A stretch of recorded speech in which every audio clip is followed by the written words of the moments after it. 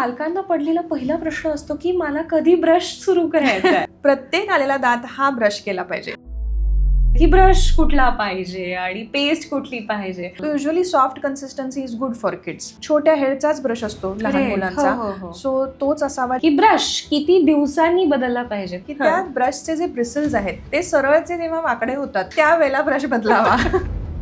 पेरेंट्सला हे नाही माहितीये की दुधाच्याच दाताची काळजी का घेतली पाहिजे. दुधाच्या दातांचं मेन कार्य आहे की एक तर बाळाने खावं. दुसरं महत्वाचं कार्य आहे, so what is the ideal age की दात यायला सुरुवात झालीच पाहिजे. 6 महिने ऑनवर्ड्स. 6 महिने ते 1 वर्ष, 1.25 वर्ष, काहीला 1.5 वर्ष. रुटीन चेकअप जो म्हणतो आपण तर तो मुलांमध्ये कधी सुरू केला पाहिजे. सो जेव्हा युजली पहिले दात यायला इरप्ट व्हायला सुरुवात होते मुलांना तेव्हा आणावं. आणि what is the right way to brush the teeth. दातांची रचना ही सगळी व्हर्टिकल असतो. जे आपण हॉरिझॉन्टल स्क्रब ब्रशिंग करतो बरोबर पद्धत नाहीये. त्यामुळे दाताला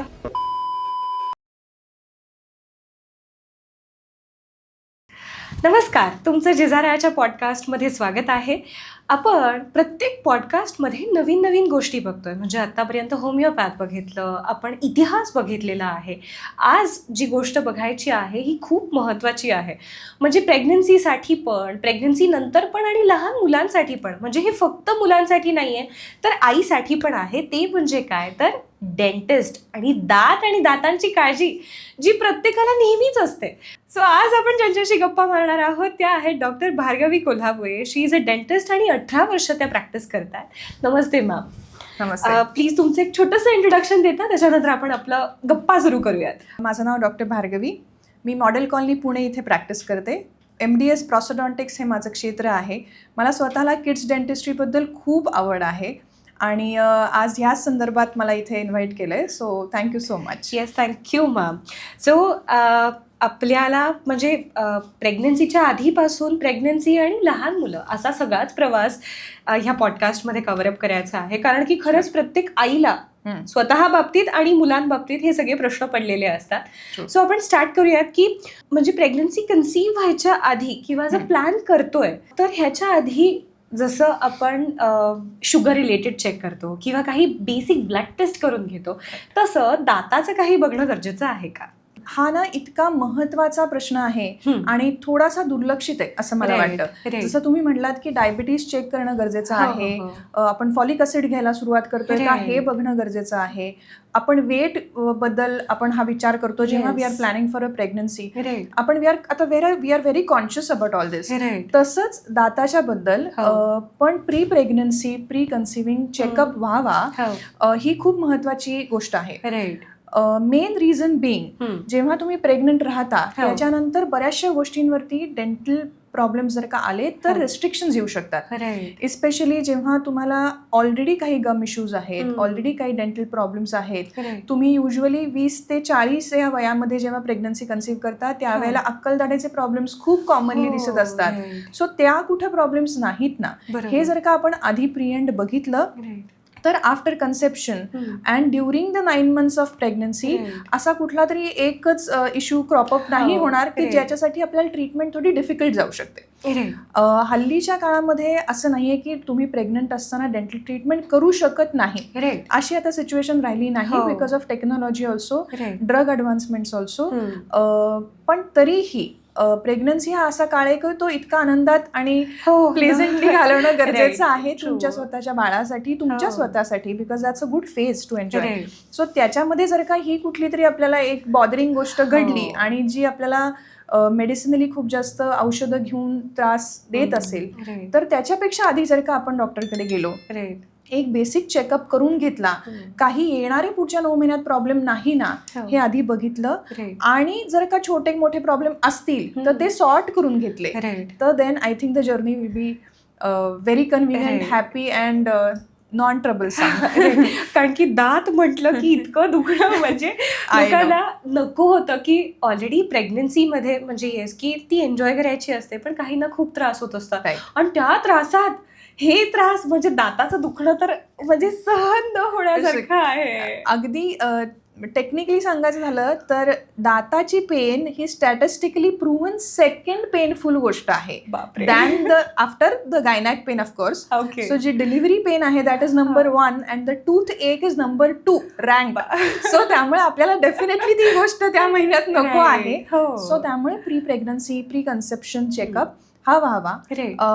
अजून एक त्यातलं महत्वाची गोष्ट अशी आहे की during pregnancy by nature by hormones तुमच्या हिरडींवरती काही ना काहीतरी इफेक्ट हा होणार असतो. सो इस्ट्रोजन आणि प्रोजेस्टेरॉन जे हॉर्मोन्स आपले प्रेग्नन्सीमध्ये वाढतात ते डायरेक्टली गम्सशी कनेक्टेड आहेत. सो गम्समध्ये स्वेलिंग होणं किंवा तुमचा इम्युन रिस्पॉन्स थोडा कमी असतो. सो तुम्हाला कुठली तरी इन्फेक्शन झाली तर तुमची बॉडी पटपट फाईट नाही करत. सो ह्या गोष्टी ज्या होणार आहेत किंवा पहिल्या ट्रायमेस्टरमध्ये तुम्हाला रिगर्जिटेशन्स आहेत, ऍसिडिटी आहे, हार्टबर्न्स आहेत. सो ह्याच्यामुळे जे मळमळ पित्त होतं त्यांनी दातावरती डिरेक्टली ऍसिडनी तुमच्या दातावरती इफेक्ट होतो. सेन्सिटिव्हिटी वाढू शकते. बऱ्याचशा गोष्टी ज्या डॉक्टर देतात कॉमनली त्या तुम्ही प्रेग्नन्सीमध्ये घेऊ शकत नाही. सो इन्फ्लेमेटरी रिस्पॉन्स म्हणजे जी सूज येणं आहे हा सर्वच ठिकाणी दिसणारी जी गोष्ट आहे ती जी तशीही होणार आहे. ऑफकोर्स. सो त्याला प्रिडिस्पोजिंग जर का आधीच कंडिशन असेल तर ती अजून अग्रवेट होईल. सो त्याच्यापेक्षा आधी केअर करा आणि बी कम्प्लिटली इझी. तुम्ही जे सांगितलं की म्हणजे की ऍसिडिटी होणं, म्हणजे मी तुम्हाला माझा एक्सपिरियन्स सांगेल. मी पूर्ण 9 महिने दोन्ही प्रेग्नन्सीजला I use to vomit every day. म्हणजे रोज सकाळी उठल्या उठल्या मला उलटी व्हायची आणि ती उलटी म्हणजे फक्त पिवळं पाणी, एक्स्ट्रीम येलो कलर आणि तेवढंच, बाकी दिवसभर नाही व्हायची. पण तेच की म्हणजे आता मला रिलेट होत आहे की ते दातावरती सुद्धा त्याचा इफेक्ट. ऍब्सोल्युटली, कारण ते ऍसिड आहे ना एका पद्धतीचं, त्यामुळे ते दाताचं वेअर अँड टेअर त्याचं खूप आतल्या बाजूने होतं. सो इव्हन मळमळ पित्त होत असेल जसं तुम्हाला झालं त्या कंडिशनमध्ये ऍसिड जर का रिगर्जिटेट होऊन गेलं तरीही दात साफ करून घेणं किंवा ते न्यूट्रलाइज करण्यासाठी चूळ भरणं हे खूप गरजेचं आहे. नाहीतर ते वेअर अँड टेअर होऊन दात आतनं झिजतात आणि then they become very sensitive.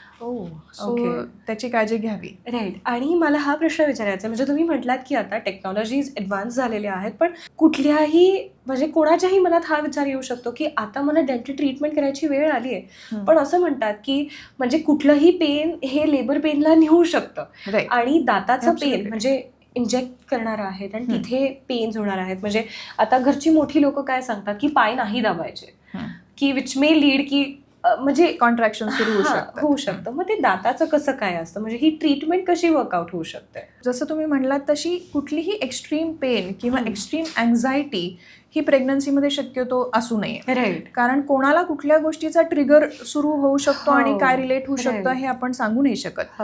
So त्यामुळे जेव्हा खूप एक्स्ट्रुशिएटिंग पेन्स असतात तर त्या आपण मेडिसिनलीच पहिल्यांदा काही दिवस त्याला सप्रेस करू शकतो.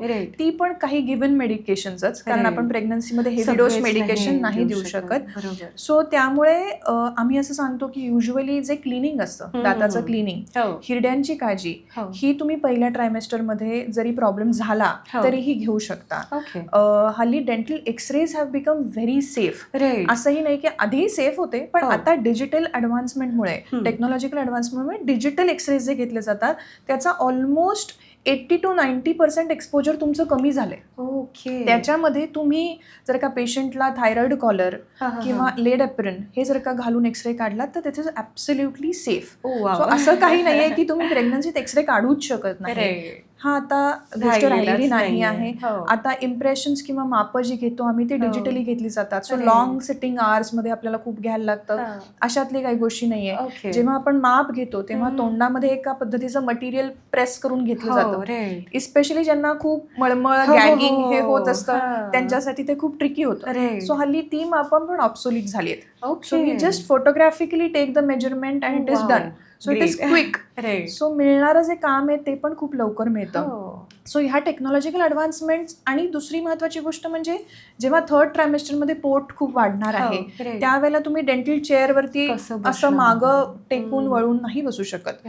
सो स्ट्रेट पोश्चरमध्ये जेवढं काम करता येईल तशा पद्धतीने आम्ही कामं ठरवतो. So second trimester of the pregnancy is the safest for doing the dental treatments.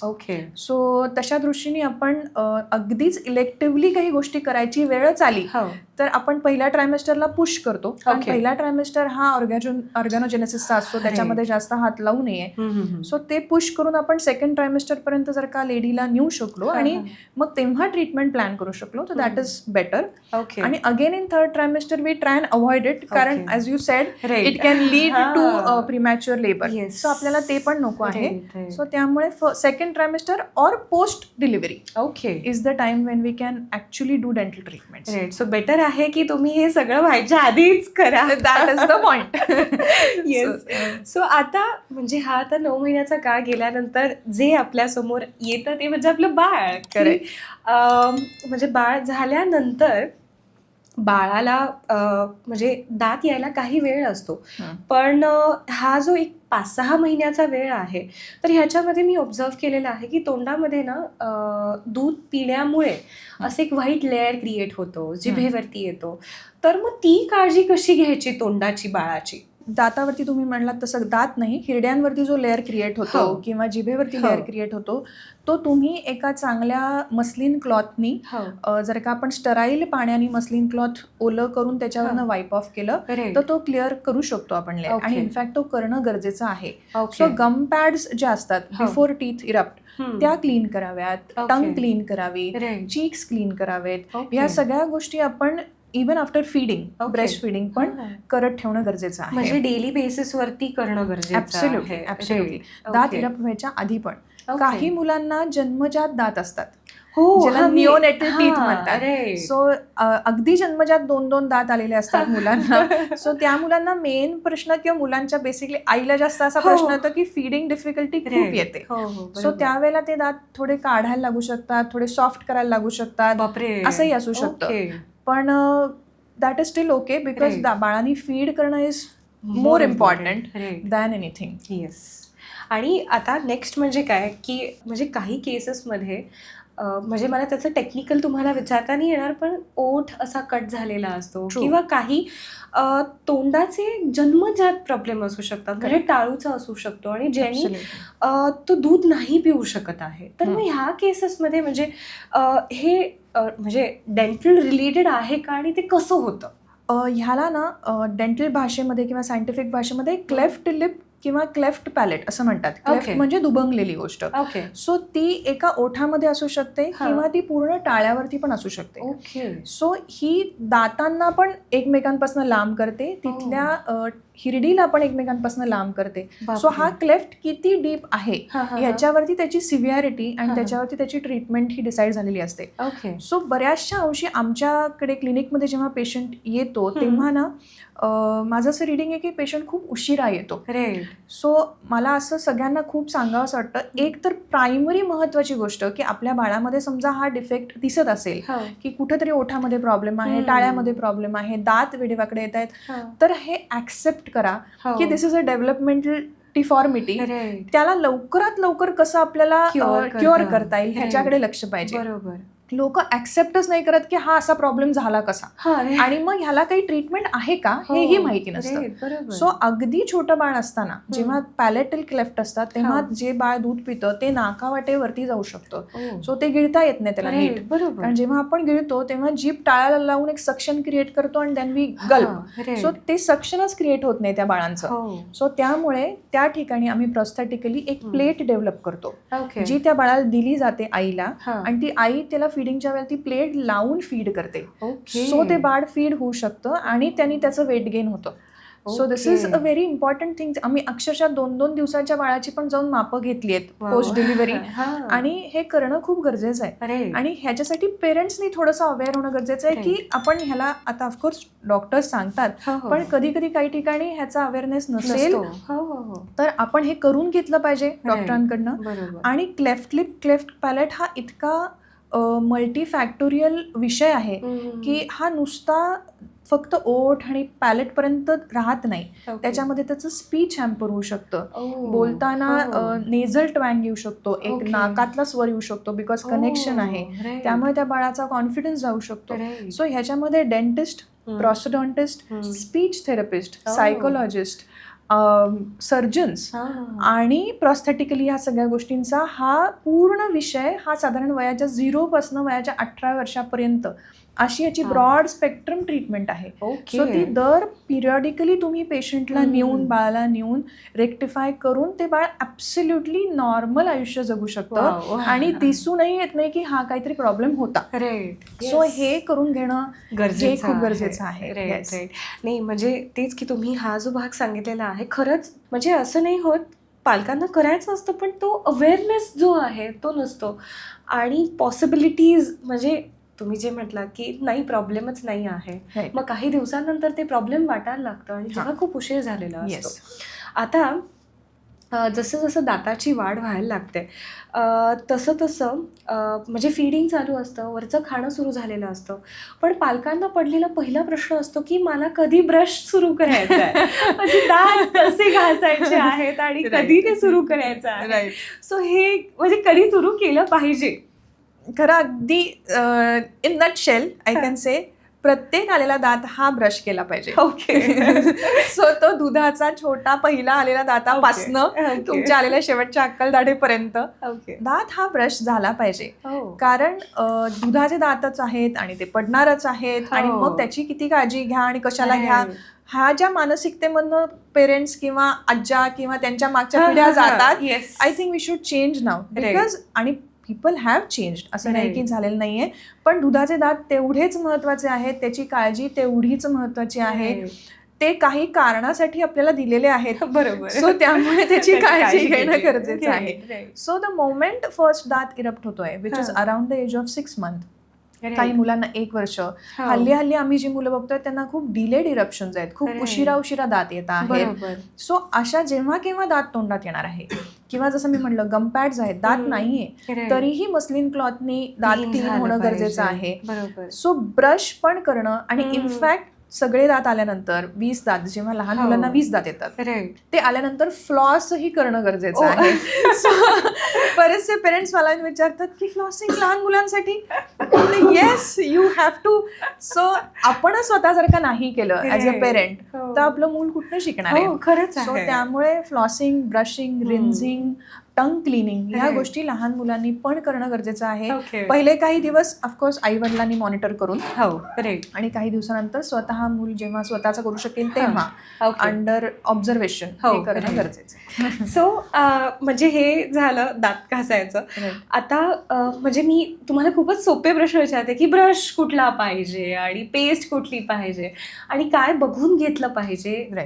कारण की म्हणजे काय आपण जे वापरतोय ठीक आहे चल देऊया ती वापरायला, कशाला ह्यांची वेगळी घ्यायची आहे, तर मग ह्याच्यात म्हणजे कुठले ब्रश आणि कुठली पेस्ट हे तुम्ही सांगाल. लहान मुलांमध्ये ब्रश जे येतात ते युजली मीडियम सॉफ्ट कन्सिस्टन्सीमध्ये येतात, म्हणजे ब्रिसल कन्सिस्टन्सी. तो usually soft consistency is good for kids. So soft कन्सिस्टन्सीचा ब्रश घ्यावा. छोट्या हेडचाच ब्रश असतो लहान मुलांचा, सो तोच असावा जेणेकरून तो मागपर्यंत तुम्ही इझिली ब्रश करू शकाल. आणि पेस्ट सो साधारणपणे वयाच्या 3 वर्षापर्यंत फ्लोराईड फ्री टूथपेस्ट वापरावी ज्याच्यामध्ये फ्लोराईड नाहीये. सो युजली मुलं त्यावेळेला नीट थुंकू शकत नाही, तोंडामध्ये कुठेतरी पेस्टवरती चावत बसतात ब्रशवरती आणि मग ती गिळली जाते. अशा सिच्युएशन मध्ये फ्लोराईड असलेली टूथपेस्ट देऊ नये मुलांना.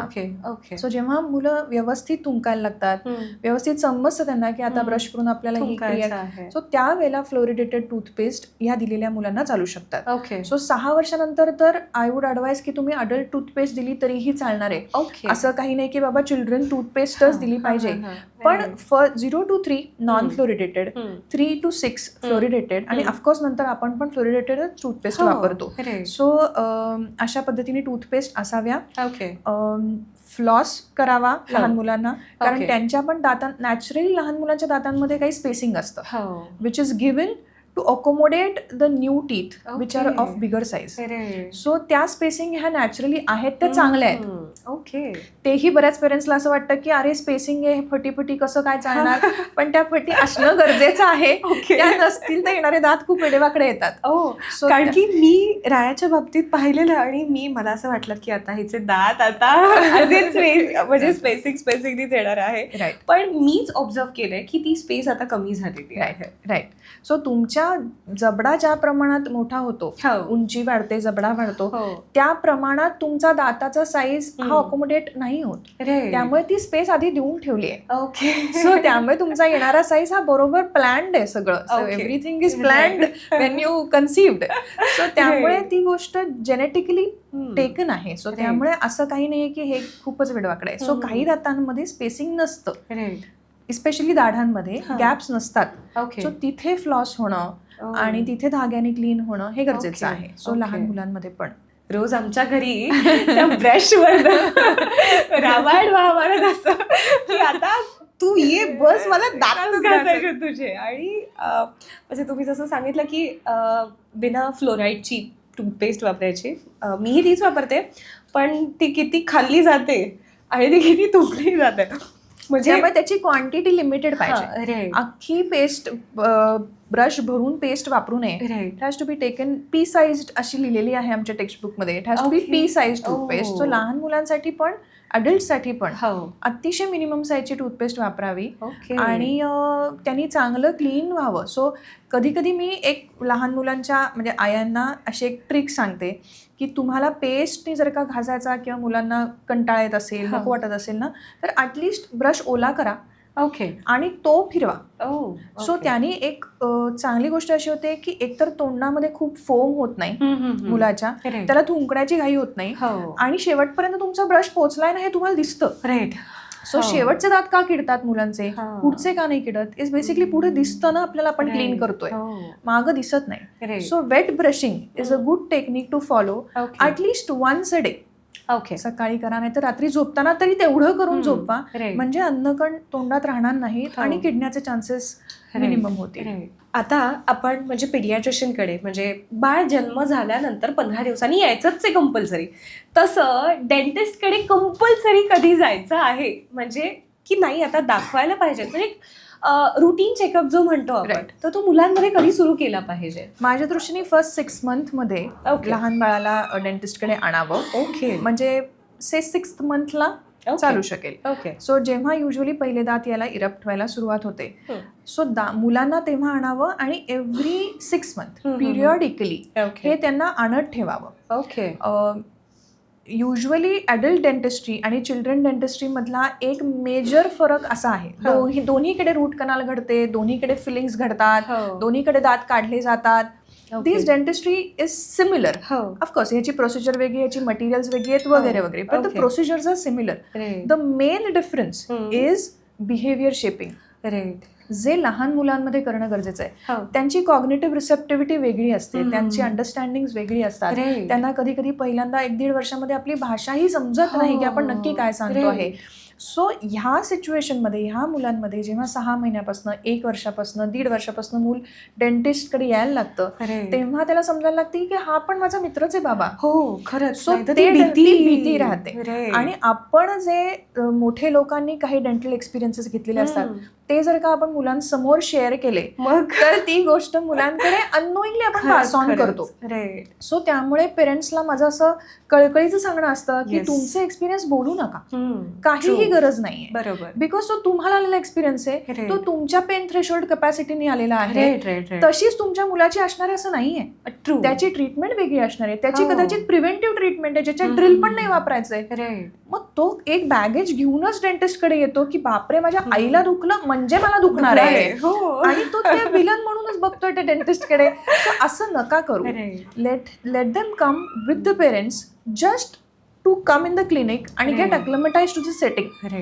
आणि मग मुलांना बिहेवियरली आम्ही सांगतो की बाबा हे करणं कसं गरजेचं आहे. आज तुझी ट्रीटमेंट नाही करायची, आज आपण फक्त गप्पा मारायच्या. बरोबर. तू ब्रश कसा करतो, का करतो, आणि मग 1.5 ऑनवर्ड्स 2 ऑनवर्ड्स हे समजतं मुलांना. हो हो हो. आणि मग ते स्वतः आम्ही तिथे छोटे छोटे काही गेम्स क्रिएट केलेत क्लिनिकमध्ये.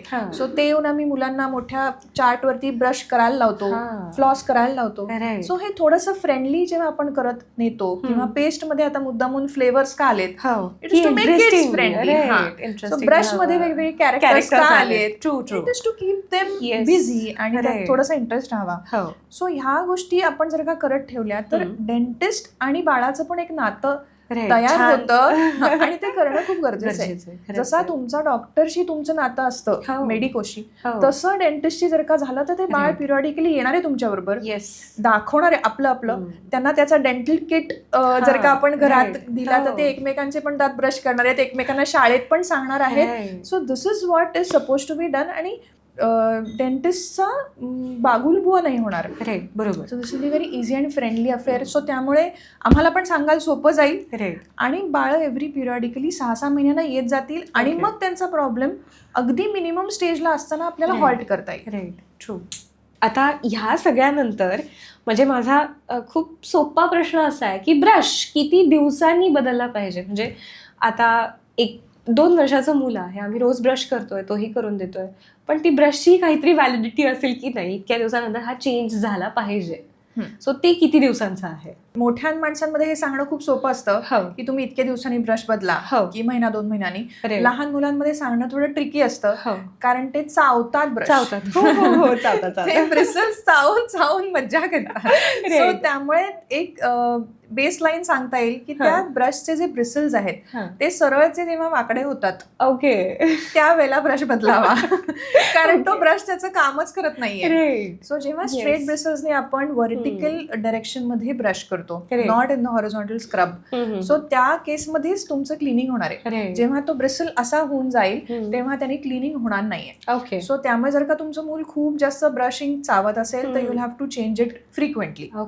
जर का नसेल तर सॉफ्ट ब्रश साधारणपणे 1-2 महिने तर 3 महिने जातो. सो त्यामुळे त्या पद्धतीने आपण ब्रश पिरियडिकली चेंज करावा. हल्ली तुम्ही बघितलं असेल बऱ्याच मुलांमध्ये दात किडणं, दुधाचे दात खूप, म्हणजे 3 वर्षाचं मूल दात किडले, तर ह्याचं कारण काय आहेत? म्हणजे कुठल्या रिझन्समुळे हे खूप असं किडणं दिसून येतं? आणि हल्ली मी तर बघते ना, म्हणजे असे एवढेच दात राहिलेले असतात. करेक्ट. त्याला एक कारण आहे, त्याला म्हणतात मिल्क बॉटल डिके. सो जेव्हा मूल इव्हन ब्रेस्ट फीड करत असतं किंवा दुधाची बाटली घेऊन झोपत असतं त्यावेळेला ते मूल पिता पिता झोपून जातं. सो तशा कंडिशनमध्ये दातावरती तुमच्या दुधाचा अंश राहतो आणि ओठ त्याला कव्हर करतो आणि रात्री जेव्हा झोपतो तेव्हा ऑटोमॅटिकली नॅचरली सलायवा कमी होते आपली सगळ्यांचीच. सो त्यामुळे सलायवाचं किंवा लाळेचं जे मेन कार्य आहे टू क्लीन द टीथ ते ऑटोमॅटिकली कमी होतं आणि अन्नकण तोंडात राहतात. सो ह्या सिच्युएशन मध्ये दात रात्रीत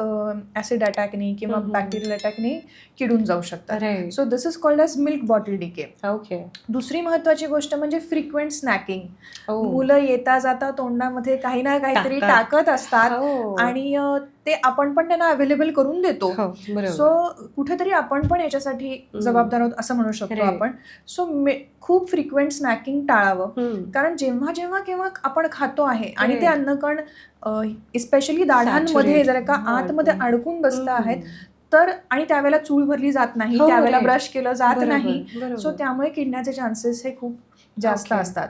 frequent snacking, milk bottle decays, जर का पुढच्या दातांमध्ये पण काही पद्धतीचे अन्नकण अडकून राहत असतील, जर का दातामध्ये पटी नाहीयेत आणि फ्लॉसिंगची आपल्याकडे सवय नसेल तर 2 दातांमध्ये अशा पद्धतीची जी कीड लागते ती खूप कॉमनली लहान मुलांमध्ये लागते आणि दात छोटे असतात मुलांचे.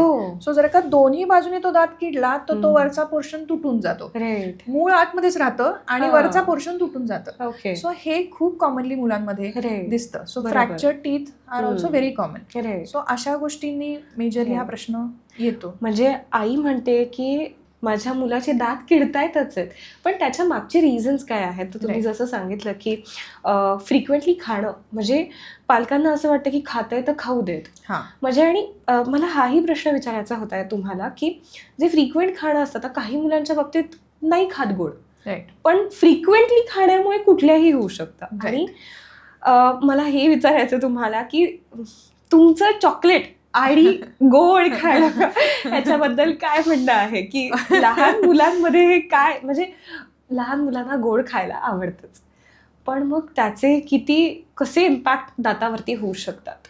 चॉकलेटनी कीड लागते हे एक गिव्हन सेंटेन्स आहे, हे खूप कॉमनली म्हणलं जातं. आणि बरेचसे पेरेंट्स असं पण सांगतात, ह्याला चॉकलेट तर नाही आवडत तरी कसे काय दात किडले, आम्ही तर बिलकुल देत नाही यांना चॉकलेट तरी कसे दात किडले. सो फक्त चॉकलेटनी कीड लागते असं नाही. Okay. So anything which has sugars, ज्याच्यावरती तुमच्या तोंडामधल्या असलेल्या बॅक्टेरियाचा काही ना काहीतरी इफेक्ट होणार आहे आणि ते सलायवानी आणि तुमच्या ब्रशनी क्लीन होणार नाहीत, ते जास्त काळ टिकून राहणार आहेत, तर तुम्हाला कीड लागणार आहे. हे इतकं सिम्पल लॉजिक आहे.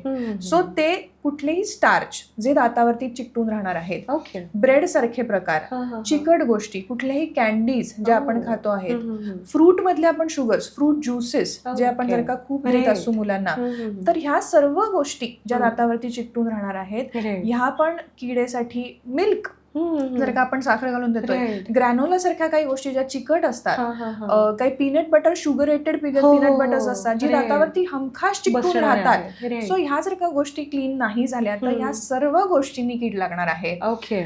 भातासारखी गोष्ट जी दातावरती चिकटून राहू शकते, ते बाळ भात तर खात आहे तरी दात किडताय, it is because of the starch. So त्यांनीही कीड लागणार आहे. सो आपल्या पहिल्यांदा मनात हे काढून टाकूयात की चॉकलेटनी कीड लागते, चॉकलेटनी पण कीड लागते. सो त्यामुळे कारण ते जास्त काळ तोंडात राहण्याची पॉसिबिलिटी वाढते. सो त्यामुळे कुठलीही गोष्ट खाल्ली की चूळ भरणे आणि त्याच्यावरनं लाईटली रिन्स करून ब्रश करून टाकणे हे आपल्या हातात आहे. सो तेवढं आपण फॉलो करावं. माझ्याकडे क्लिनिकमध्ये येणाऱ्या पेरेंट्सना मी एक छोटी ट्रिक सांगते, मुलासमोरच सांगते की चॉकलेट खायचंय तुला. मला स्वतःला पण चॉकलेट आवडतं ऑनेस्टली, म्हणजे कोणाला नाही आवडत चॉकलेट, आईस्क्रीम चॉकलेट्स कोणाला नाही आवडत. सो मीही खाते, तूही खा, मी नाही खात म्हणत नाहीये, पण आठवड्यातला एक दिवस ठरव, तू ठरव तुला कधी खायचंय. जे कोण तुला भेटतंय, तुला चॉकलेट देते, कॅन्डी देते, ते सगळं त्या जार मध्ये जमव, टाकत राहा. मला मिळालं ना सोमवार, मंगळवार, बुधवार, ठरवलंच गुरुवारी खायचं ना, मग त्यातलं ठरव, सिलेक्ट कर आणि 2 खा, काही प्रॉब्लेम नाही. जेव्हा खातोयस तेव्हा मज्जा घे त्या गोष्टीची आणि नंतर इमिजिएटली क्लीन करून मोकळा हो.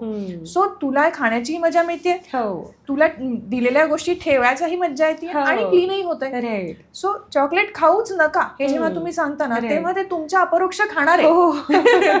सो त्यामुळे असं नाही करू शकत आम्ही, खाऊ द्या, पण मग त्याच्यानंतर क्लीन करण्याची पण हॅबिट लावा. सो म्हणजे हे सगळं जे आहे, म्हणजे आता 3 वर्ष झाले, 4 वर्ष झाले, हळूहळू मुलांचे दुधाचे दात पडतात आणि मूळ दात यायला लागतात, पण त्यामध्ये पण म्हणजे पहिलं म्हणजे तर पेरेंट्सला हे नाही माहितीये की दुधाच्याच दाताची काळजी का घेतली पाहिजे. तर ते पहिले तुम्ही सांगा, मग मी पुढचा प्रश्न विचारते. दुधाच्या दातांचं मेन कार्य आहे की एक तर बाळाने खावं, चावून खावं, बरोबर. सो त्यांनी त्याचं न्यूट्रिशन आपल्याला चांगलं मिळणार आहे. बरोबर. दुसरं महत्वाचं कार्य आहे की स्पीच. सो जेव्हा दात येतो तेव्हा आपल्याला तथ दधन, पफ बभम, स हे सगळे उच्चार आपल्याला दात आणि जीभ ह्याच गोष्टींनी म्हणायचे असतात. सो मुलांचे उच्चार स्पष्ट होण्यासाठी दातांचा खूप मोठा रोल आहे. सो तिसरी महत्वाची गोष्ट इज नवीन येणाऱ्या दातांसाठी जागा धरून ठेवणं. सो जेव्हा नवीन दात येणार आहे तो त्या दुधाच्या दाताला पाडणार आहे आणि त्या ठिकाणी येणार आहे. बरोबर. सो जोपर्यंत तो दुधाचा दात तिथे आहे तोपर्यंत त्या दाताची जागा धरून ठेवली जाते. मी माझ्या बसमध्ये रुमाल टाकून ठेवलेला आहे सीटवरती, सो तो काढला की माझी सीट गेली ना. सो त्यामुळे जर का तो मी अर्ली काढला दात तर येणारा दात अडकून राहतो. सो त्यामुळे तो वेडावाकडा येऊ शकतो, तो लॉक्ड राहू शकतो आणि मग दात पुढे मागे होणं, दातांमध्ये क्राउडिंग तयार होणं किंवा सुळे आतमध्येच अडकून राहणं, या सगळ्या गोष्टी जर का आपण अर्ली दात काढले दुधाचे तर ह्या होऊ शकतात. आणि चौथी महत्वाची गोष्ट इज कॉन्फिडन्स. सो जेव्हा दात येतात आणि स्माइल करायला लागतं बाळ छान, तर तो कॉन्फिडन्स काही वेगळाच. सो त्यामुळे ह्या 4 महत्वाच्या ज्या गोष्टी आहेत त्याच्यासाठी दुधाचे दात असणं आणि ते आपण मेंटेन करणं हे गरजेचं आहे. पुढे जाऊन खूप काही ट्रीटमेंट लागण्यापेक्षा काही प्रिव्हेंटिव्ह ट्रीटमेंट केल्या जातात. बरोबर. सो त्याही आपण बोलू. मी माझ्या बाजूलाच एक मुलगी राहते, तर तिचे दात पाहिले ती आता 2रीत आहे Right. आणि सगळे वाकडे वाकडे दात आलेत आणि एवढेशेच दात आलेले आहेत. Oh. सो मी पण म्हणजे आता तुम्ही जेव्हा सांगताय की ती जागा घेणं आणि हे सगळं, तेव्हा मला रिलेट होत आहे. आणि ऑफकोर्स मी बघितलं की ती हसताना तोंड बंद ठेवते. म्हणजे एवढी छोटी आहे पण Right. तरीही ते तिला इनडिरेक्टली असं होतं की नाही, नाही ते नाही दिसलं पाहिजे, नाही झालं पाहिजे. सो ऑफकोर्स ह्या सगळ्या गोष्टी खरंच मुलं म्हणजे माणूसच आहे तो शेवटी आणि Yes, yes. कॉन्फिडन्स जन्मापासूनच येतो घेऊनच अगदी येतात अगदीच. ते. लहान मुलांना म्हणजे the child is a mini adult हो. असं म्हणतात ते. सो ज्या गोष्टी तुमच्यात आहेत ना त्या हे. सर्व त्यांच्यात आहेत हो. आणि त्यांना आपण अंडर एस्टिमेट आता तसंही कोणी करत नाही. हो. पण ह्याही गोष्टीत नाही गेलं पाहिजे की जाऊ देत ना पडणारच आहेत, हो, right. जाऊ देत ना दात जाणारच आहेत. बरोबर. नाही, त्याचं हम्म. काम आहे. Right. ते मूल जर का तुमचं व्यवस्थित भाज्या गोष्टी चावून खाणं, नट्स खाणं अपेक्षित आहे Right. तर त्याला त्याचे दात जागेवरती असणं गरजेचं आहे. बरोबर. किती वेळेला पेरेंट्स येऊन सांगतात की ती गोड गोष्टी खायला नको म्हणते, हो. गार गोष्टी खायला नको म्हणते, हो. मग मी तिला कधीतरी ड्रायफ्रूटची पावडर घालून देते, नुसतं ड्रायफ्रूट खात नाही, हो, बदाम हो. काजू नको. का म्हणते नको हा. हे बघणं बरोबर आहे. गरजेचं आहे. जर का ती ते Right. चावूच शकत नाही, जर का हो. दातांनी प्रेशर नाही घेऊ शकत, हो. जर का दातामध्ये खड्डा आणि त्याच्यात जाऊन रुतून बसते आणि तिला इरिटेट होत दुखतं. आहे हा. तर ती नाही खाणार आहे. बरोबर. सो त्यामुळे तुम्ही तोंड उघडून बघा ना हो. की काय प्रश्न आहे Right. आणि म्हणून पिरियडिकली डॉक्टरकडे जाणं Right. आणि गरजेचं आहे. एकदम बारीकशी कीड असताना पण हम्म. छोटंसं फिलिंग करून मोकळं करणं Okay. हे गरजेचं आहे. राईट. म्हणजे तेच इतक्या गोष्टी कळतायत की ज्या खरंच खूप काळजी घेतल्या गेल्या पाहिजेत आणि म्हणजे भविष्यात जाऊन तुम्हाला हे करायलाच लागणार आहे. त्याच्यापेक्षा आत्ताच करणं बेटर Right. आहे. मला हे विचारायचं आहे की म्हणजे दुधाचे दात पडले, मुख्य दात आले, त्याच्यानंतर बऱ्याच मुलांमध्ये असं असतं की दात पुढे आहेत आणि मग ह्या सगळ्या गोष्टी, तर मग ते कसं होतं म्हणजे काय त्याच वेळी म्हणजे काय 5, 6, 7, 8 वर्ष कसे जसे पडतील तसे मग त्या ट्रीटमेंट तेव्हाच केल्या पाहिजेत किंवा मग हल्ली म्हणजे हे लावलं जातं ब्रेसेस लावले जातात. मग ते कसं होतं, कसं असतं? लहान मुलांमध्ये जेनेटिकली जर का आई वडिलांचे दात थोडेसे पुढे मागे असतील हो. किंवा थोडे पुढे असतील तर बाळामध्ये जेनेटिकली तो ट्रेट येण्याचे चान्सेस जास्त असतात. हो. सो जर का तुम्हाला माहिती आहे की बाळाचे साधारणपणे जसं आपण म्हणतो हे बाळ बाबासारखं दिसतं बाबा किंवा आईसारखं दिसतं बाबा, Right. तसे दात पण बाबासारखे असू शकतात हो, ना. हो, So right. जर का हा प्रॉब्लेम जेनेटिकली येतो आहे किंवा हा प्रश्न म्हणून प्रॉब्लेम नाही Right. तर तो आपण वेळेत डॉक्टरला दाखवून इन राईट टाइम हॉल्ट पण करू शकतो. So Okay. जर का जबडा त्याचा नॅरो आहे हा, हा. आणि त्याचे दात थोडे थोडे पुढे आहेत हा, हा, तर हा. त्या जबड्याला ग्रो होण्यासाठी तुम्ही हेल्प करू शकता. Okay. So this is done at the age of 7, 8, 9. Okay. So ती जर का Right. तुम्ही जबडाच ग्रो व्हायला मदत केली हा, हा, तर हा. दात ऑटोमॅटिकली जागेवरती येणार आहे. येण्यासाठी आपण त्याला Oh. हेल्प करतोय. Right. आणि मग पुढे जाऊन तारा लावून दात ओढून जागेवर आणण्यापेक्षा हा. आपण याला ग्रोथ मॉडिफिकेशन असं म्हणतो. ओके. सो ती it is done very early. हम्म. सो त्यामुळे साधारणपणे 7, 8, 9 ह्या वर्षामध्ये पण हल्ली ऑर्थोडॉन्टिक ट्रीटमेंट ह्या सुरू होतात okay. Which are suppose to be for the growth modification. Okay. पाठचा जबडा खालचा जबडा खूप हो. मागा आहे, हो, हो, दात हो. जीभ थोडीशी छोटी राहते आहे, हो. त्या बाळाला बोलता नीट येत नाही, Right. लिस्प येतोय बोलताना. So Okay. त्यामुळे हा जबडा प्रोग्रेसिव्हली वाढण्यासाठी Right. मसल्सला काही पद्धतीचे स्टिम्युलस देऊन ट्रीटमेंट्स केल्या जातात ओके. ज्या कुठल्याही दातांवरती चिकटवी करून नसतात केलेल्या. So Okay. This is for the modification of the growth. Okay. So हे करणं हम्म. पुढे जाऊन ऑर्थोडॉन्टिक ट्रीटमेंट अवॉइड किंवा कमी करण्यासाठी Right. खूप महत्वाचं आहे. Right. हल्ली अलायनर्स खूप कॉमनली वापरले हो, जातात. बरोबर. दातावरती हो. चिकटवून ब्रेसेस वापरण्यापेक्षा Right. काढण्या घालण्याची जी ट्रीटमेंट हो. आहे त्या पद्धतीने पण ट्रीटमेंट 7, 8, 9 पासून आम्ही सुरू करतो. Okay, great. आणि पुढे जाऊन त्याची फुल फ्लेजेड ऑर्थो लागण्याचे चान्सेस कमी होतात. There is something called a serial extraction. Okay. म्हणजे जर का दात त्यावेळेला पडत नसेल दुधाचा तर तो त्या वेळेला काढून नवीन दाताला जागा करून दिली जाते ओके. जेणेकरून परत पुढे लागण्याचे ऑर्थो चान्सेस कमी होतात. Oh. या सगळ्या गोष्टी आपल्याला कशा कळतील Right. जर का आपण डॉक्टरकडे गेलो नाही Right. तर. खरंच So, आहे. त्यामुळे ती पिरियड आणि एक छोटा चार्ट असतो की साधारणपणे हा दात कुठले ते कुठले वर्ष पडावा किंवा कुठले ते कुठले वर्ष यावा Right. असा चार्ट जर का आपण घरी लावून ठेवला हो. तरीही आपल्याला त्याचा एक अंदाज येतो Right. की बरोबर. कुठला दात आलाय, हा हो, हो, बरोबर हो. येतोय का हो, हो. नाही येतोय. Right. सो हे आपण मॉनिटर करू शकतो. ओके.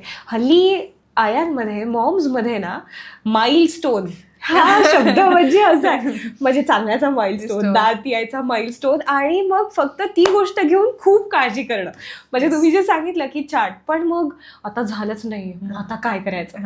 सो हे म्हणजे मला असं वाटतं की प्रत्येकाला थोडासा, आणि प्रत्येकाची डेव्हलपमेंट वेगळी वेगळी असते ना, म्हणजे ह्याच वेळी आला पाहिजे असंही नाहीये.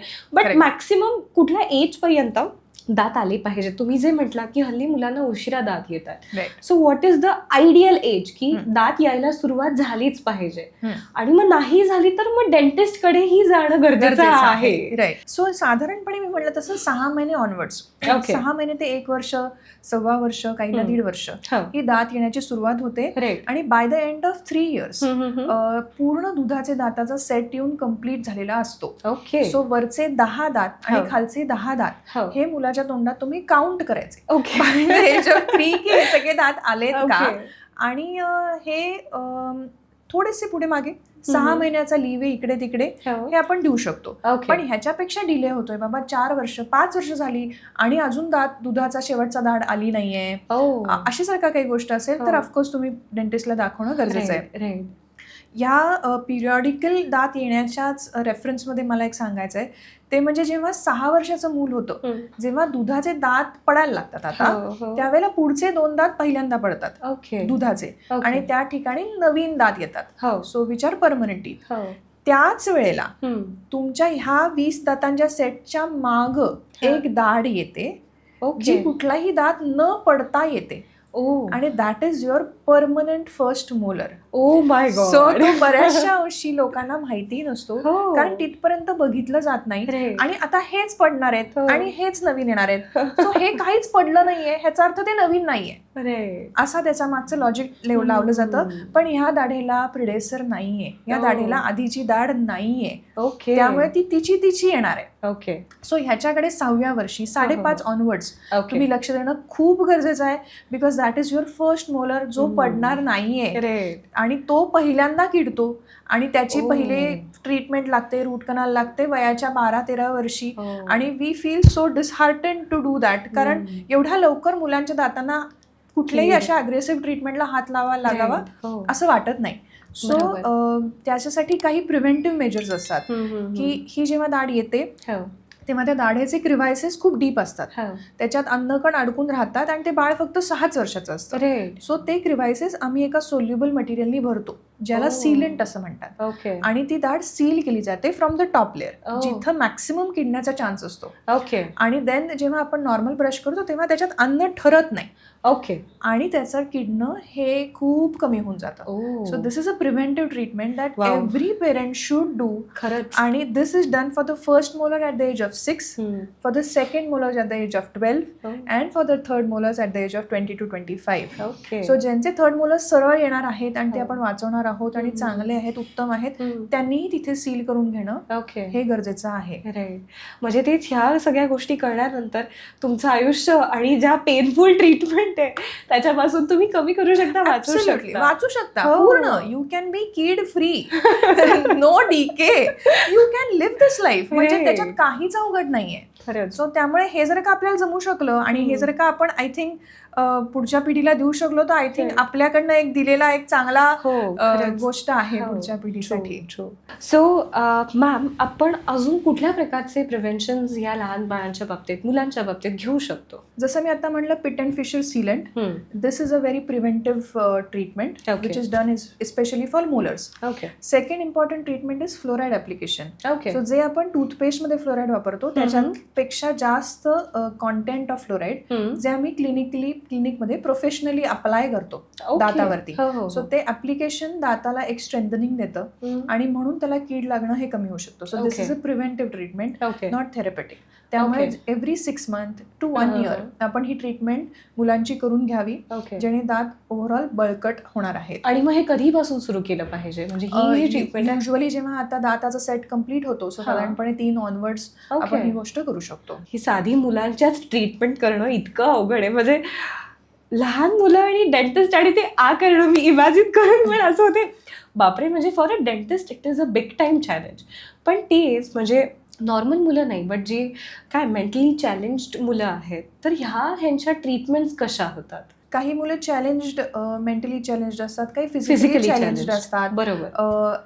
काही लोकांना थोडा कॉग्नेटिव्ह रिसेप्टिव्हिटीचा प्रॉब्लेम असतो, काहींना थोडे स्लो लर्नर्स असतात. ओके.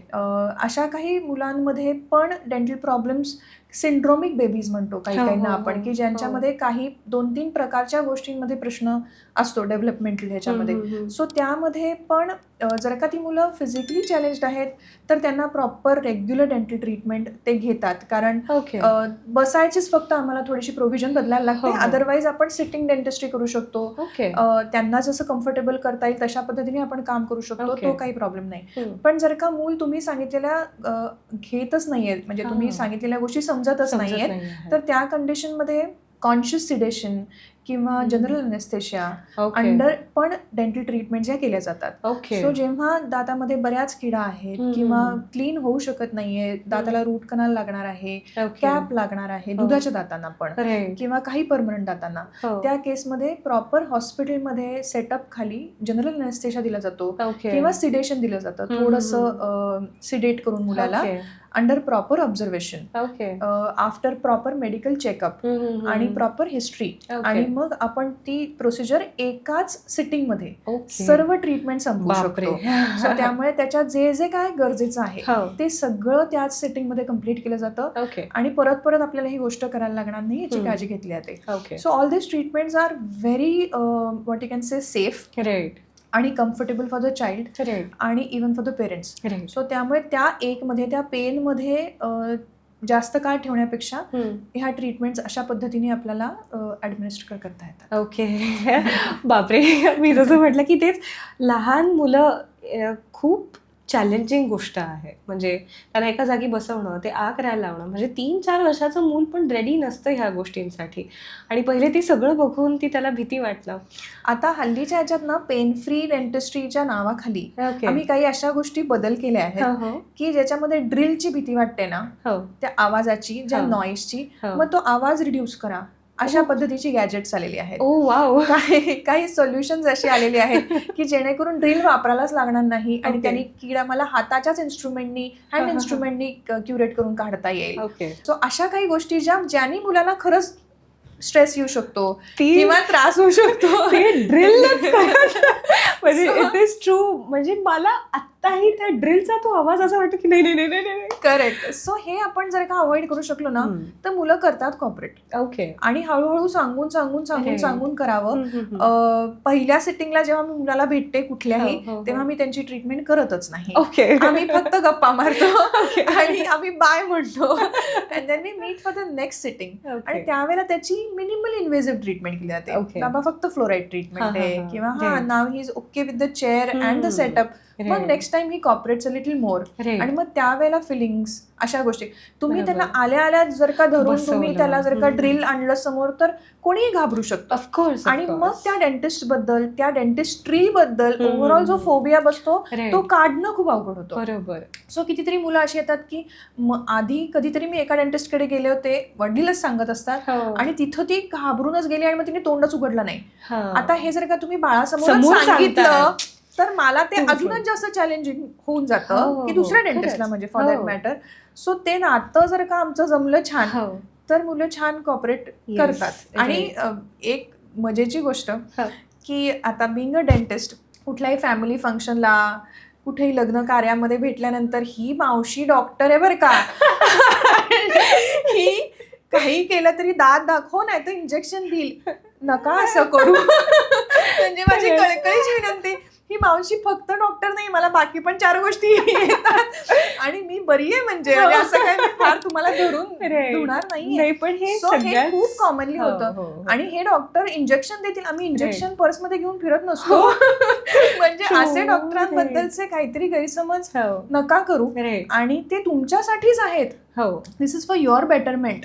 कुठलाही मेडिको हा आपल्या गरजेचं आहे. आपण डोकं दुखल्यानंतर डॉक्टरला दाखवतो, तसं दात दुखल्यानंतर आपण डॉक्टरला दाखवतो. इतकं ते सिम्पल ठेवलं तर it will be easy. Right.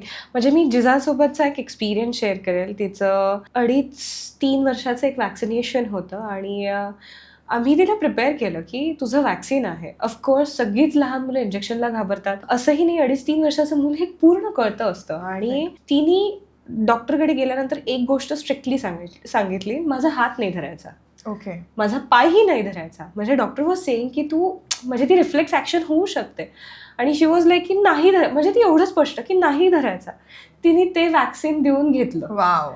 म्हणजे की म्हणजे कुठलीही रिफ्लेक्स ॲक्शन नाही, फक्त एवढंच की मला पकडायचं नाही, एवढंच करा तुम्ही, बाकी मी तुम्हाला जे हवंय ते करून देते. खरंय. सो म्हणजे मलाही असंच वाटतं की ती भीती नाही बसवली पाहिजे तुम्ही तुमच्या मुलांमध्ये. आणि त्यांच्या कलेनी जर सगळ्या गोष्टी घेतल्या ना तर सगळ्याच गोष्टी चांगल्या वर्कआउट होऊ शकतात. सो खरंच म्हणजे डॉक्टरची भीती दाखवू नका, अजिबात दाखवू नका.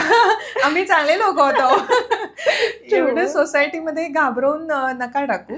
सो त्यामुळे छान नातं डेव्हलप होईल. राईट. आणि ह्या मावशीने माझे दात पण चांगले गेले होते, ती तुझेही छान करेल असं एक ठेवलं तरी हरकत नाही. बरोबर.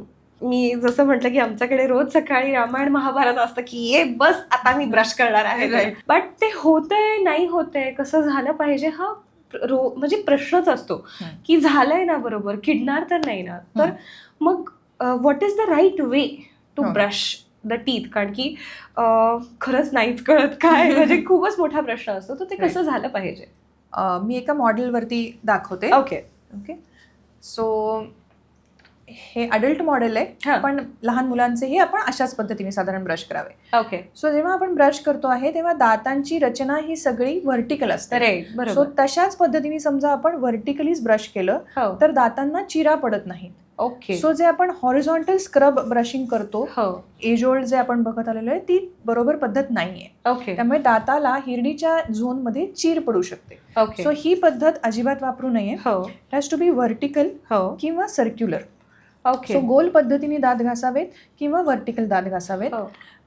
जेव्हा आपण मागचे दाढा बघतो तेव्हा हे जे खडबडीत सरफेसेस आहेत त्याच्यावरनं उत्तम पद्धतीने ब्रश होणं गरजेचं आहे.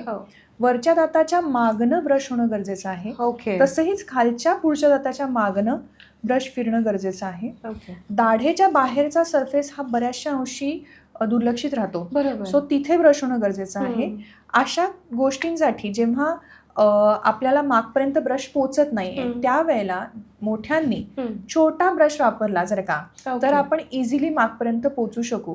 सो आपण 2-3 वेगळ्या पद्धतीचे ब्रशेस पण ठेवू शकतो, जेणेकरून पुढच्यांसाठी आपण मोठा ब्रश वापरतो आहे, मीडियम कन्सिस्टन्सीचा वापरतो आहे मोठे लोक, आणि मागच्यासाठी पीडो ब्रश वापरतोय, छोट्यांचा ब्रश वापरतोय, सो दॅट आपण अक्कलदाढेपर्यंत पोहोचू शकू आणि क्लीन करू शकू. ह्या सगळ्या गोष्टी नंतर पण सगळ्यात महत्वाची गोष्ट ज्याच्यामुळे बॅड ब्रेथची गोष्ट आपल्याला टाळता येते ती म्हणजे टंग क्लिनिंग. सो लहान मुलांमध्ये पण जीभ साफ करणं, मोठ्यांमध्ये पण जीभ साफ करणं, टाळ्यावरनं बोट फिरवणं, गालांवरनं बोट फिरवणं, या सगळ्या गोष्टी इव्हन दाताच्या आणि गालाच्या मध्ये जी सलकस असते तिथनं बोट फिरवून घेणं आणि खळखळून चूळ भरणं, ह्या जर का गोष्टी आपण व्यवस्थित फॉलो केल्या तर मला नाही वाटत की कोणालाही कीड पण लागेल आणि बॅड ब्रेथची पण काही गोष्टी राहील आणि गम्सचे पण काही इश्यूज राहतील. सो एवढ्या गोष्टी आपण छान फॉलो कराव्यात. आणि विथ फ्लॉसिंग. सो फ्लॉसिंग पण तुम्ही जसं सांगितलं की म्हणजे पूर्ण दाताचा सेट आल्यानंतर दुधाच्या दातांवरती पण फ्लॉसिंग करणं खूप महत्वाचं आहे. तर म्हणजे काय, म्हणजे हल्ली रेडीमेड फ्लॉस येतात किंवा मग थ्रेड असतो, मग ते कसं केलं पाहिजे? रेडीमेड जे फ्लॉस येतात ते कधी कधी करायला सोपे पडतात, पण थ्रेड्स युजली वापरावेत त्याच्यावरती पण ज्याच्यावरती वॅक्सचं कोटिंग असतं आणि जे रिबन क्रॉस सेक्शनली असतात हे इझिली स्लाइड इन होतात आणि मग आपण 2 दातांमधलं अन्नकण हे साफ करू शकतो. तर ते कसं करावं हे मी तुम्हाला डेमॉन्स्ट्रेट करते. ते करणं काही काही लोकांना खूप ट्रिकी वाटतं की माझ्याच्याने फ्लॉस जमतच नाही, तर ते टेक्निक आहे, ते शिकून घ्यावं प्रत्येकाने आणि आपलं आपलं स्वतःचं शेवटच्या दातापर्यंत फ्लॉस करावं. त्याला 1 मिनिटं पण लागत नाही खरं सांगायचं तर तेवढा वेळ आपण आपल्यासाठी देणं हे गरजेचं आहे. बरोबर. म्हणजे तेच बऱ्याच गोष्टी आपण ह्या सगळ्या कॉन्व्हर्सेशनमध्ये कव्हरअप केलेल्या आहेत. मला एक शेवटची महत्त्वाची गोष्ट विचारायची आहे. बऱ्याच लहान मुलांना खूप चुकीच्या सवयी लागतात. त्यातली पहिली चुकीची सवय म्हणजे अंगठा चोकणं. म्हणजे माईट बी दाताचा सेट पण खूप छान असतो, पण त्या अंगठ्यामुळे बऱ्याच वेळेला दात पुढे येऊ शकतात आणि मीही पाहिलेलं आहे, माझी बहीण तिच्या बाबतीत, आणि किंवा नखं खाणं. तर ह्याच्या बाबतीत तुम्ही काय सांगाल? लहान मुलांच्या हॅबिट्स, थंब सकिंग, टंग थ्रस्टिंग, जीभ दातांमध्ये आणून आणून ढकलतात, हो का? नख खातात, हो. ओठ चावतात Right. खालचा. सो ह्या कॉमनली दिसणाऱ्या हॅबिट्स आहेत. हम्म. त्या कधी कधी सायकोलॉजिकल लोनलीनेसनी पण लागू शकतात. Okay. एकटेपणामुळे पण ह्या हॅबिट्स लागू शकतात. Okay. काही काहींना हॅबिच्युअल असतात म्हणून लागतात. Right. सो पेरेंट्सला माझं असं सांगणं आहे की ह्या कशामुळे लागल्यात ह्याचं रूट कॉज विचार करा. Okay. नुसती हॅबिट टाळायची आहे तर टाळू शकतो, हो. पण ती लागली कशामुळे? Right. बाळ तुमचं एकटं फील करतंय का? हो. तर त्याला जवळ घेऊन झोपा, Right. एकदम लांब झोपवू नका. हो. सो त्याच्यामुळे तो अंगठा घालणं कदाचित ते त्यांना एक सिक्युअर्ड फिलिंग देतं Right. आणि म्हणून ती हॅबिट लागते आणि नंतर ती हॅबिट त्यांच्यासाठी वाईट बनून जाते कारण दातांमध्ये रचना बदलून जाते. हो. सो जेव्हा ह्या हॅबिट्स आहेत त्या पहिल्यांदा आपण टाळूयात. त्या Right. कशा टाळायच्या ते बघूया. बरोबर. त्याच्यानंतर जर लागल्या असतील तर त्याच्यामुळे जो हार्म होतो आहे, त्याने दात पुढे येतात, Right. त्याने जिभेची रचना बदलते, हो. दात तोंडातनं बोलताना बाळाच्या थुंकी उडू शकते कारण हो. 2 दातांमध्ये गॅप जनरेट होते Right. जीभ मध्ये मध्ये आल्या कारणाने, बरोबर. आणि त्यामुळे येणारा जबडा पण वेडावाकडा व्हायला सुरुवात होते. ओठ एकमेकांची टेकत नाहीत, लांब राहतात एकमेकांपासून. हे हो. दिसण्यासाठी पण मुलांना Right. फार नाही ऑड असत. असतं. बरोबर. सो त्यामुळे त्या आपल्याला अलायनर्सच्या साह्याने, ऑर्थोडॉन्टिक ट्रीटमेंटच्या साह्याने ह्या करेक्ट करता येतात, ओके. वेळेत करेक्ट करता येतात. पण ह्या हॅबिट्सनी जे काही नुकसान होतं आहे तर ते वेळेत टाळलेलं I think. So prevention is better. So ma'am, thank you so much. इतक्या सगळ्या गोष्टी कळालेल्या आहेत आणि ज्या खूपच महत्त्वाच्या आहेत आणि आतापर्यंत मला नाही वाटत की इतक्या खोलात लहान मुलांच्या बाबतीत, म्हणजे आपण युजली डेंटिस्ट म्हटलं की मोठं झाल्यावर जायचं आहे असंच एक चित्र जे डोळ्यासमोर असतं. तर मला असं वाटतं की हे सगळं ऐकल्यानंतर प्रत्येक आई वडिलांना हे चित्र क्लिअर होणार आहे की नाही, मला आत्ताच आजच आपण जाऊयात, चेकअप करून घेऊयात आणि दर 6 महिन्यांनी ॲटलिस्ट बेसिक चेकअप होणं गरजेचं आहे. So thank you so much. Thank you. आणि हा एक खूप मेजर टॉपिक तुम्ही आज कव्हर केलात आणि मला पण इथे बोलवलं त्याच्यासाठी थँक्यू सो मच. थँक्यू. आणि बोलता बोलता बऱ्याचशा गोष्टी नव्याने पण काही काही अशा आल्या समोर की ह्याच्याबद्दल पण बोलणं गरजेचं आहे. आणि छान कव्हर केला तुम्ही topic. So thank you so much. Thank you.